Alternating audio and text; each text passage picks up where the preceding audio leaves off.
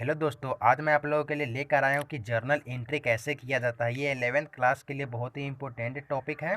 तो आज आप लोगों को मैं सिखा के रहूँगा कि जर्नल एंट्री होता कैसे है। देखिए, जर्नल एंट्री करने के लिए हमें कोई मुश्किल काम नहीं है, बस हमें एक दो टॉपिक जानने हैं, उसके बाद आप लोगों को सीख जाना है। तो चलिए, इसका पहले फॉर्मेट कैसे बनता है सो देखते हैं।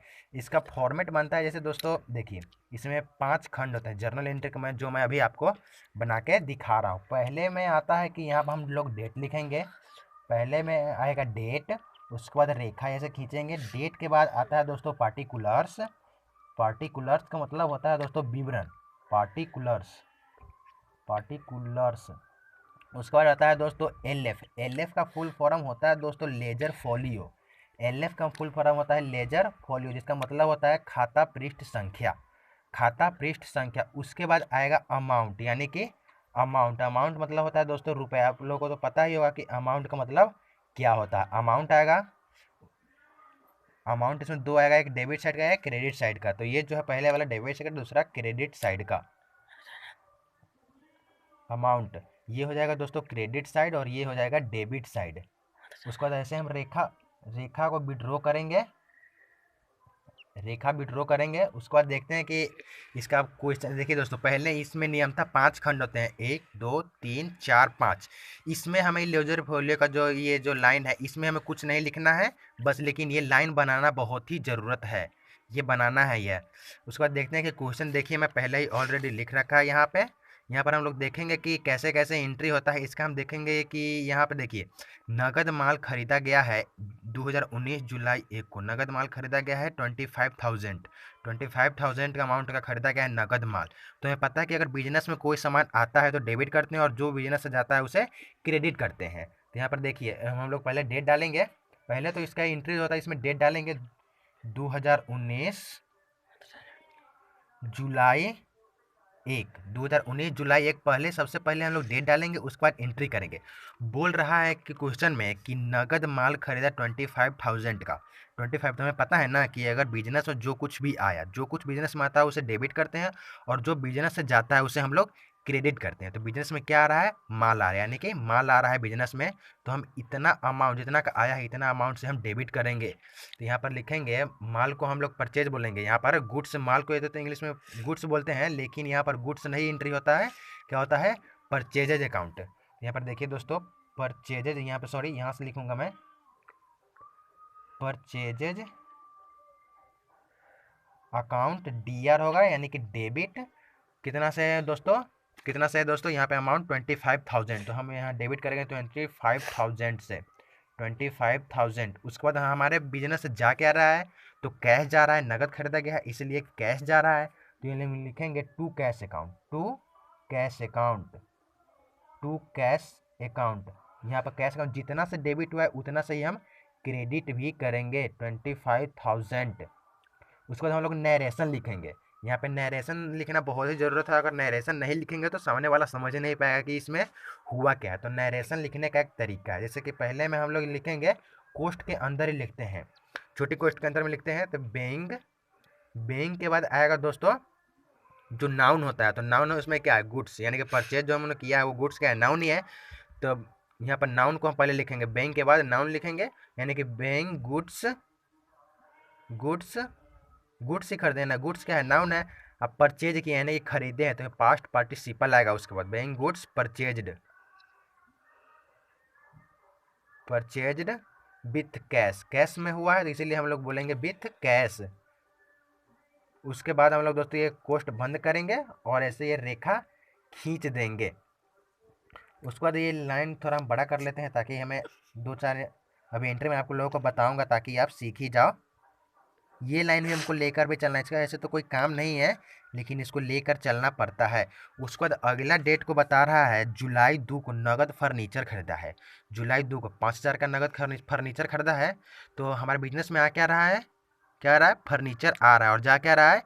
कैश जा रहा है। फर्नीचर आ रहा है तो कैश जा रहा है। कितना? 5,000।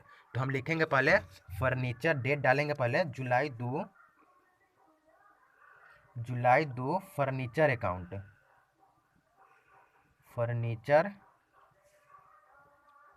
अकाउंट डेबिट होगा 5,000 से। और जा क्या रहा है दोस्तों, कैश जा रहा है, तो to cash account, to cash account 5000 से क्रेडिट करेंगे।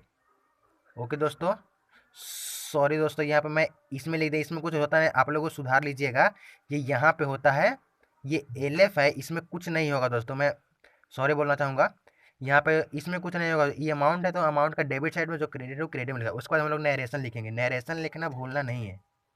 बेइंग फर्नीचर क्या है, फर्नीचर तो नाउन है ना, बेइंग फर्नीचर, फर्नीचर परचेज्ड, क्योंकि खरीदा गया है तो इसीलिए परचेज्ड होगा।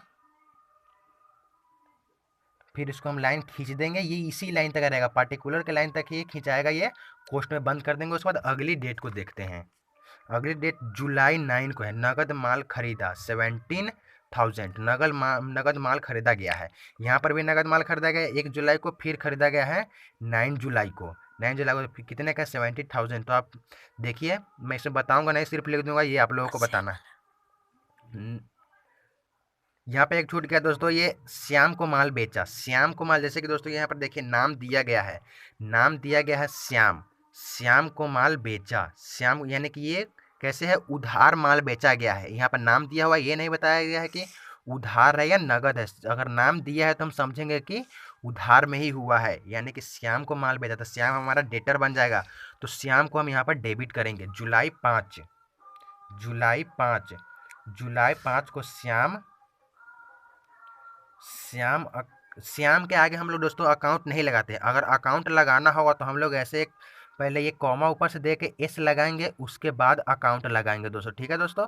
ऐसे अगर श्याम लिखेंगे सिर्फ तो अकाउंट नहीं लगेगा, लेकिन अगर अकाउंट आप लोग अगर लगाने का मर्जी हो तो ऐसे ये पहले चिन्ह देंगे, ये ध्यान से देखिए कॉमे की तरह ऊपर से, उसके बाद एस लगाएंगे, उसके बाद डेबिट करेंगे, डेबिट करके कितने का लिया गया है, देखिए श्याम को माल कितने का दिया गया है, 6,000 का, 6,000 का दिया गया है, तो हम डेबिट साइड में मोहन को डेटर करेंगे 6,000 से।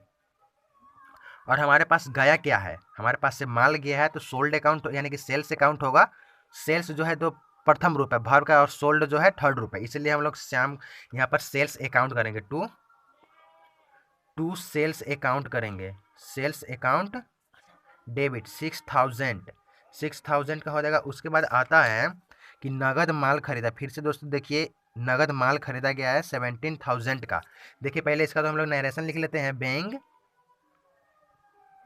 Being goods sold, sold on credit, on credit का मतलब हो जाएगा दोस्तों कि उधार बेचा गया है, ठीक है दोस्तों। अगली एंट्री को देखते हैं कि क्या दिया गया है अगली एंट्री में।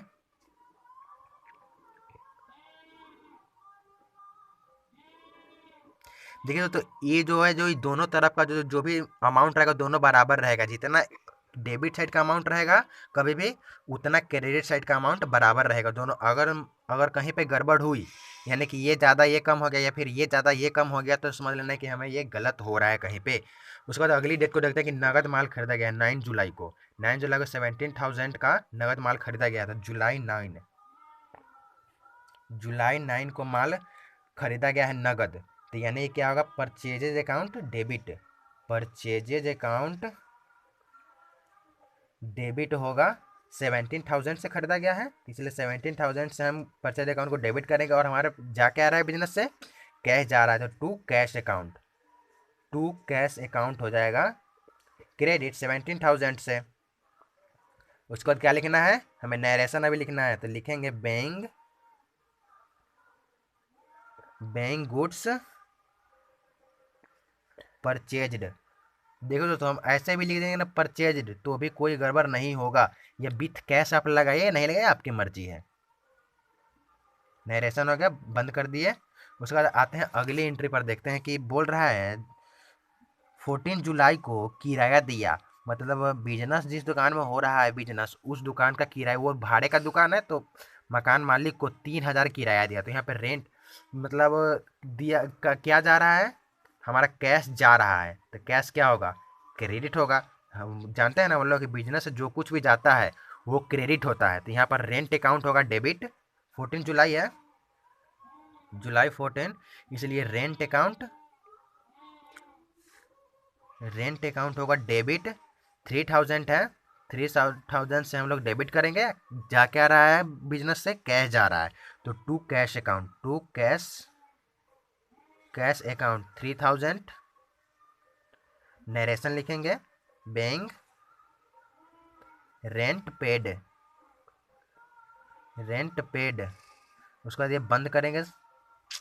आते हैं अगली एंट्री पर, देखते हैं क्या है कि अगली एंट्री है वेतन दिया, यानी कि सैलरी जो एम्प्लॉय खट रहा है बिजनेस के अंदर, उसको वेतन दिया गया है 8000। ये तो यहाँ पर बिजनेस से जाके आ रहा है, यहाँ पर ये इसी के जैसे है, बस हमको थोड़ा सा फर्क है। इसी के जैसे यहाँ पर वेतन दिया गया है एम्प्लॉय के, यानी कर्मचारी को वेतन दिया गया है 8000। तो यहाँ पर लिखेंगे salary account debit to cash account, क्योंकि बिजनेस से कैश जा रहा है। तो यहाँ पर देखते हैं जुलाई 17 को सैलरी अकाउंट होगा डेबिट 8000 से,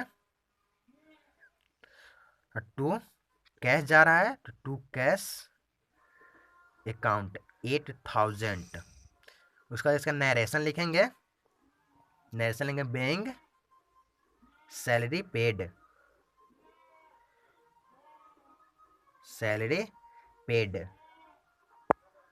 उसको रेखा बंद कर देंगे।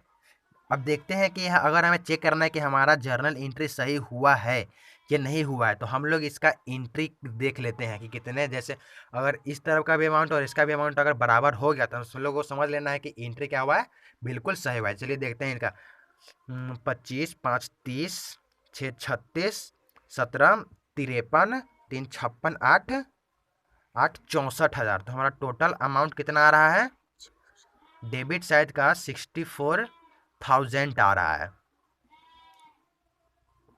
64। अब इस तरफ का देखते हैं 25, 5, 30, 6, 36, 53, 56, 8, 64, ये भी 64,000 आ गया दोस्तों। यानी कि कहने का मतलब कि हमारा जो ये है बिल्कुल सही बना हुआ है।